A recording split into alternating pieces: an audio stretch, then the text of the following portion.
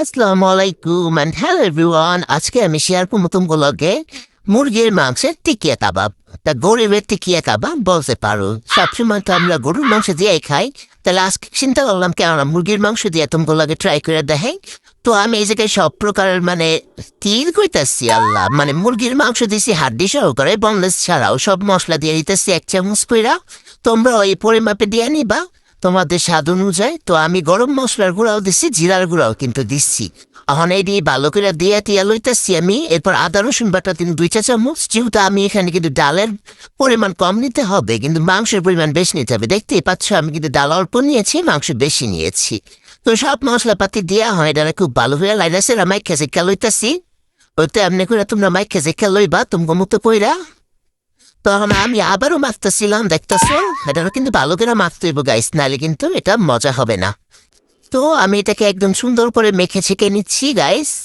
তো হয়ে গেছে, এখানে আমি একটু পানি দিয়ে দিলাম সিদ্ধর জন্য। যেহেতু আমি প্রেশার কুকারে দিছি, পানির পরিমাণটা একটু কম দিচ্ছি যাতে মাখা হয়। তো চুলার আঁচটা এরকম রাখা এটা ভালো করে সিদ্ধ করে লবা। এই যে দেখতেছো এমনি করে সিদ্ধ করে লইছি।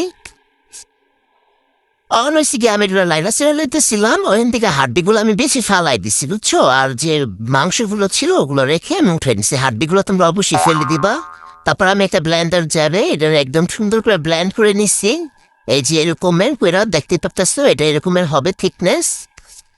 তো আমি এখানে পেঁয়াজ বেরেস্তা নিছি গাইস, পুদিনা পাতা, ধনিয়া পাতা কুচি যেটাই বলো। তারপর নিয়েছি একটা ডিম। তো এটা আমি ফাটায় নিতেছি ভালো করে। এখন হচ্ছে গিয়ে কাবাব মশলা, পেঁয়াজ বেরেস্তা দিয়ে দিলাম। আবার কি দিতেছি, তারপর দিলাম হলে গিয়ে ওই যে কাঁচা মরিচ আর পুদিনা পাতা, ধনিয়া পাতা, এটা দিয়া ভালো করে আমি মাখিয়া চিকা লইতেছি এটারে। তো এটা ভালো করে মাখিয়া টিকা নিবা। তারপরে যে ফাটানো ডিমটা দিয়ে দিলাম। এটা তোমাদের ওই যে কনসিস্টেন্সি না কি কয়, ওটার থিকনেস ওটার উপর ডিপেন্ড করে দিবা। যদি বেশি ল্যাটকালাট করে তাহলে ভালো হইব না। তো আমি এই জায়গায় একটু ঘি দিয়ে দিলাম। তোমরা চাইলে সয়াবিন তেলও দিতে পারো। এরকম করে দিয়া হাতে ভালো করে তেল মাখিয়ে এটা শেপ দিয়ে নিবা, এরকম গোল গোল করে টিকিয়ার শেপ যেমনি করে দেও তোমরা আর কি।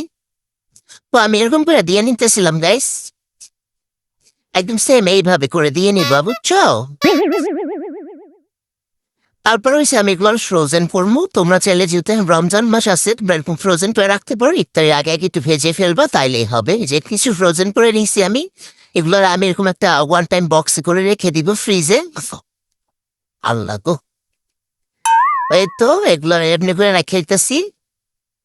আমি কিছু ভাইজা তোমাকে শেয়ার করবো, এটা কত বেশি মজা হয়েছে।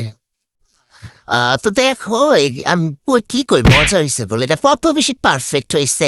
দেখো আমি বাঁচতেছি। এই তো গাইস, আমার এই টিকিয়াটা গরুর মাংসের টিকিয়ার থেকে অনেক বেশি মজা হয়েছিল। তো সবসময় তো গরুর মাংসের টিকিয়াই খাও, চাইলে এইভাবে মুরগির মাংস দিয়ে টিকিয়া বানাতে পারো। একদম বনলেস মাংস লাগবে না, ঘরে যে রেগুলার মাংস আছে সেটা